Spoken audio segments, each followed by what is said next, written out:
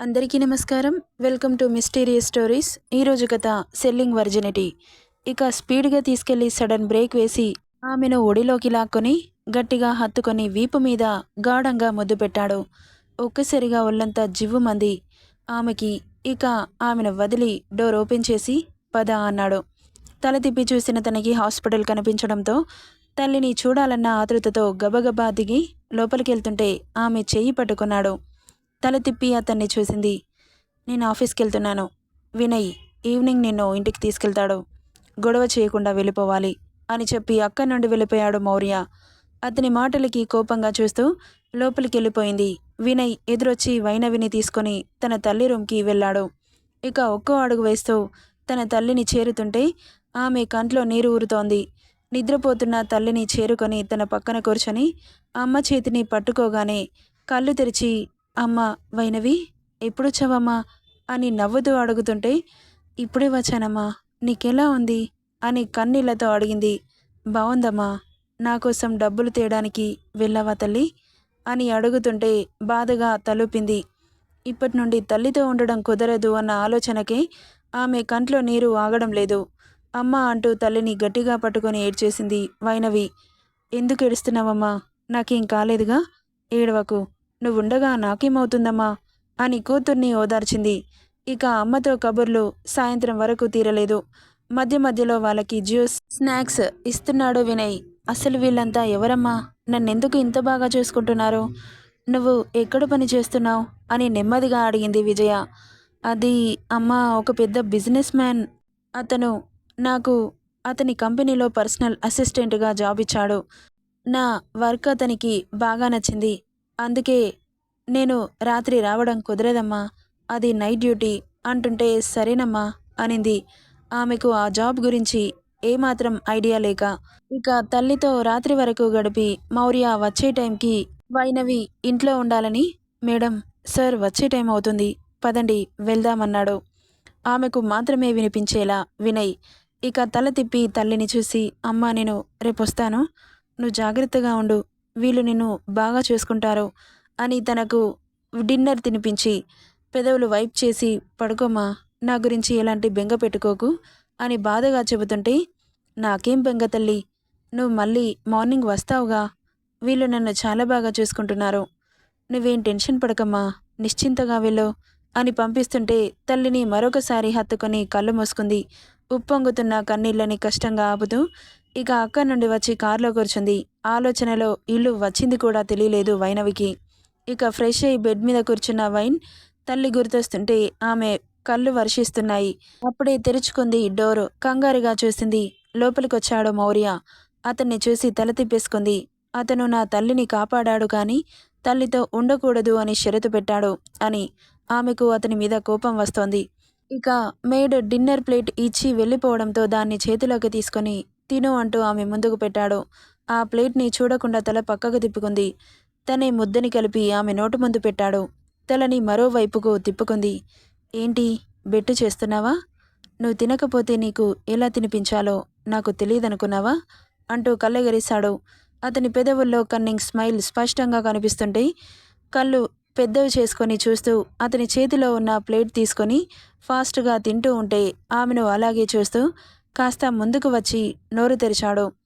అతను అలా తెరవగానే అప్పటి వరకు తినడంలో బిజీ ఉన్న వైనవి అతన్ని తలెత్తి చూసి చాలా బాధగా అనిపించి కళ్ళల్లో సన్నటి కన్నీటి పొర చేరగానే నోట్లో పెట్టుకున్న ముద్దని అతన్ని మార్చి మార్చి చూస్తూ నేను ఎంగిలి చేసింది మీరెలా తింటారు అని అంటున్న ఆమె సెంటెన్స్ పూర్తి కాకముందే ఆమె చేతిలో ఉన్న ముద్ద అతని నోట్లో చేరిపోయింది. ఆమెను వియర్డ్గా చూసి తినడం తినిపించడం పూర్తవడంతో ఆమె పెదాలని నాలుకతో లిక్ చేస్తూ ఇది ఎంగిలి కాదా అన్నాడు. కళ్ళు పెద్దవయ్యాయి అతని మాటలకి. ఇక అతను అక్కడి నుండి లేచి వెళ్ళిపోయాడు. అతని మాటలకి చేష్టలకి పిచ్చి పట్టినట్లుగా అనిపిస్తుంటే తల పట్టుకొని కూర్చుంది వైన్.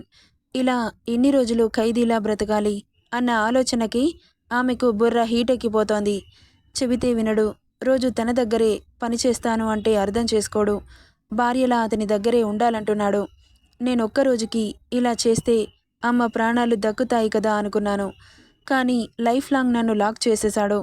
అని ఆలోచిస్తుండగానే అతను రూంలోకి వచ్చి డోర్ క్లోజ్ చేసి ఆమె పక్కన చేరి వైన్ని అతని గుండెల మీదకి లాక్కొని కళ్ళు మూసుకున్నాడు. రెప్పవేయక చూస్తోందతన్ని. ఇతనికి నేను ముందే తెలుసా? ఎందుకు నన్ను సెలెక్ట్ చేసుకున్నాడు అని ఆలోచనలోనే నిద్రలోకి జారుకుంది. నెక్స్ట్ డే మార్నింగ్ అతను ఆఫీస్కి రెడీ అవుతుంటే తను కూడా రెడీ అయి వెళ్దామా అనింది. ఎక్కడికి అన్నట్లు చూశాడు. అమ్మ దగ్గరికి అంటుంటే కళ్ళు చిన్నవి చేసి ఆల్రెడీ నిన్న చూసేశావుగా, మళ్ళీ ఎందుకు? అన్నం ఒక పూట తింటే సరిపోతుందా? ప్రతిరోజు తినాలి కదా.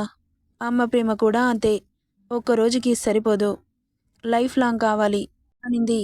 అయితే రోజు స్వీట్ పొంగలి తింటే బోర్ కొడుతుందా లేదా?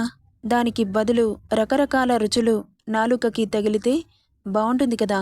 సో అని చెప్పి అక్కడి నుండి వెళ్తుంటే అతని చెయ్యి పట్టుకుంది. వెనక్కి తిరిగి చూడకుండానే ఆగిపోయాడు. అమ్మని నాకు దూరం చేయకండి ప్లీజ్, మీతోనే ఉంటాను. మీరు ఏం చెబితే అది చేస్తాను. తను అనాథని చేస్తే నేను తట్టుకోలేను అంటుంటే, రేపు మీ అమ్మ ఇంటికొస్తుంది, ఇంట్లోనే ట్రీట్మెంట్ చేయిస్తాను అనగానే ఒక్కసారిగా ఆమె కళ్ళు మెరిసిపోయి నిజమా అనింది అరిచినట్లే. ఇక ఆమె చేయి విడిపించుకొని అక్కడి నుండి వెళ్ళిపోయాడు మౌర్య. వాళ్ళమ్మ ఇంటికి వస్తుందన్న సంతోషంలో సార్ అంటూ అరిచింది. వెనక్కి తిరిగి చూశాడు. అతని చెయ్యి పట్టి దగ్గరికి లాక్కొని అతన్ని గట్టిగా హత్తుకుంటూ, thank you sir, thank you so much. మిమ్మల్ని చాలా మాటలన్నాను, నన్ను క్షమించండి. ఇక మీరేం చెప్పినా నేను చేస్తాను. జీవితాంతం మీకు బానిసగా ఉండమన్నా ఉంటాను అంటుంటే ఆమెను దూరం జరిపి షార్పుగా చూశాడు. అతని చూపులకి భయపడి కళ్ళు కిందకు దించేసింది. ఆమె బుగ్గలు వత్తి ముందుకు వచ్చిన పెదాలని కసుక్కున కొరికి బ్లడ్ టేస్ట్ చేసి వెళ్ళిపోయాడు. అతని రియాక్షన్కి నోరు తెరుచుకొని చూస్తూ ఆమె పెదవికి అంటిన బ్లడ్ని తుడుచుకుంటూ, అమ్మ రేపు వస్తుందన్న దానికి చాలా సంతోషం అవుతుంటే అప్పుడే మేడ్ బ్రేక్ఫాస్ట్ ఇచ్చి వెళ్ళిపోతుంటే ఏమండి అని పిలిచింది. చెప్పమ్మా, మీ పేరేంటండి అంటుంటే నవ్వింది. ఎందుకు నవ్వుతున్నారు? వచ్చి ఇన్ని రోజులవుతుంటే ఇప్పుడు అడగాలనిపించిందా? సారీ అండి, నా పేరు వనజ అంటుంటే, వనజ గారు, రూమ్లో ఒక్కదాన్నే కూర్చోవడం నాకు ఇష్టం లేదండి. నేను కూడా మీతో పాటు పనిచేస్తాను. ఇంట్లో ఉన్న ఆ పెద్దావిడకి సేవలు చేస్తాను అంటుంటే, అమ్మో మా సార్ తిడతారమ్మా అంటూ వెళ్తుంటే, నేను సార్తో మాట్లాడతాను. ఆ ప్లేట్ తీసుకుని కిందకే వెళ్ళింది వైనవి. ఇక తన చైర్లో కూర్చొని ఏదో బుక్ చదువుతున్న అనసూయమ్మ తల తిప్పి వైనవిని చూసింది. ఆమెను చూడగానే కోపంతో వేడిసెగలు పుడుతున్నాయి అనసూయమ్మకి. మీకు నా వంట తినాలని ఉంది కదా, ఈరోజు నా చేతి వంట వండి పెడతానండి అనింది నవ్వుతూ. నాకవసరం లేదు, నిన్ను ఎవడైనా ముందుకు రమ్మన్నాడు? నువ్వు నా కంటికి కనిపిస్తే ఏం చేస్తానో నాకే తెలీదు అంటూ అరిచింది. ఆమె మాటలకి కంట్లో నీరు ఆగనంటూ జలజల రాలుతుంటే, నన్ను క్షమించండి, మీకు కోపం తెప్పించినందుకు. మీ కోపం పోవాలంటే నేనేం చేయాలో చెప్పండి, చేస్తాను ప్లీజ్ అనింది. రేపు వాళ్ళమ్మ ఇంట్లోకి వస్తే ఈవిడ గారు ఎంత రచ్చ చేస్తారో, అలా కాకుండా తనని కూల్ చేయాలనుకొని. కానీ నిన్న జరిగిన దానికి ఆమెకు కోపం మరింత పెరిగింది. నా మనవడిని నీ వలలో వేసుకొని నా మీదకే ఉసిగొలుపుతావే, ఎంత ధైర్యం నీకు? నా మనవడిని వదిలేసి వెళ్ళిపో. నువ్వు నా ఇంట్లో ఉంటే నాకు చిరాకొస్తుంది. అసలు నిన్ను ఎవరు కన్నారే? కానీ భూమి మీద నా ప్రాణానికి వదిలేశారు. కొంచెం కూడా పరా ఇంట్లో పడి తినడానికి సిగ్గుగా అనిపించడం లేదా? ఒక మగాడితో ఇలా పడుకోవాలనిపిస్తోంది. ఆడదానివేనా నువ్వు అంటూ అరుస్తుంటే వైనవి కళ్ళు నీటి కుండలుగా తలిపిస్తూ వరదలా పారుతున్నాయి. ఆమె ఒక్కో మాట సూదుల్లా గుచ్చుతుంటే, పో ఇక్కడి నుండి, నా కంటికి కనిపించకో అని గద్దించగానే ఇక ఏడుస్తూ అక్కడి నుండి తన రూమ్కి వెళ్ళిపోయింది. మేడ్ వైనవిని తిట్టడం చూసి మౌర్యకి కాల్ చేసి వివరంగా చెప్పింది. కోపంతో అతని పిడికిలి బిగుసుకుంటే వీడియో కాల్ చేసి వైనవిని చూశాడు. ఏడుస్తూ అలాగే కూర్చుండిపోయింది. వైన్ అన్నాడు. అతని బేస్ వాయస్కి ఉలిక్కిపడి చూసింది. మొబైల్లో కనిపించగానే కళ్ళు తుడుచుకొని ముభావంగా కూర్చుంది. వై ఆర్ యూ క్రయింగ్ అన్నాడు. ఏం చెప్పాలో అర్థం కాక ఏం లేదు అంటూ తల అడ్డంగా ఊపింది.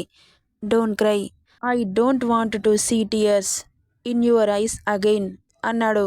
ఇంకోసారి నీ కంట్లో కన్నీరు నాకు కనిపించకూడదు అన్నాడు. కళ్ళు తుడుచుకొని సరే అంటూ తలూపింది. పక్కన ఉన్న స్మైలీ బాల్ని చూపించాడు. దాన్ని చూడగానే ఎందుకో నవ్వొచ్చేసింది ఆమెకి. అలాగే చూస్తూ కాల్ కట్ చేశాడు. సడన్గా కట్ అయిన ఫోన్ని అటు ఇటు తిప్పి చూసింది. కాల్ కట్ అయిందని అర్థమవుతుంటే ఇక మేడ్ తీసుకొచ్చిన ఫుడ్ తినడంలో పడింది వైనవి. నెక్స్ట్ పార్ట్లో ఏం జరుగుతుందో చూద్దాం. ఈ స్టోరీ ఎలా ఉందో కామెంట్ చేయండి guys. Thank you for listening.